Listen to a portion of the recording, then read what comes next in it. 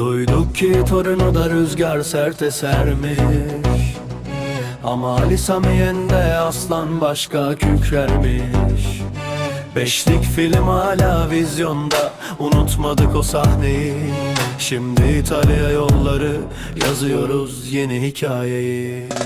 Geldiniz mabede, tarih oldu o gece. Skor tabelasında 5 yazdı hece hece. Siyah beyaz sayfalar karıştı o an, çünkü sarı kırmızı yazdı destanı her yan. Şimdi biz geliyoruz, rota belli İtalya. Valizlerde cesaret, yürekte Galatasaray. 3 gol daha tatmaya geliyoruz, İmza hazır elde. Aslan yürür sahaya, korku kalır tende.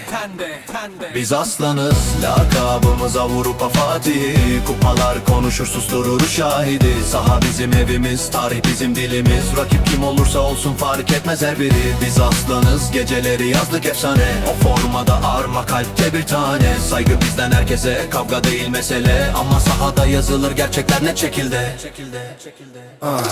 Juventus köklüsünü inkar eden yok, ama karşımda durunca titrer birçok blok. Bu iş forma işi değil, yürek işi kardeş. Bizimkisi tutku değil, bambaşka bir ateş. Avrupa'da adımız yankı yapar yıllarca. Final geceleri gördük biz defalarca. Bu bir kin değil, sporun ta kendisi. Kazanan saygı duyar, işte oyunun dengesi. Torino hazır olsun, sahne kuruluyor. Aslan geliyor, gece alev alıyor.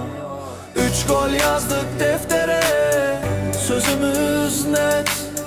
Avrupa Fatihi geri dönüyor yeniden.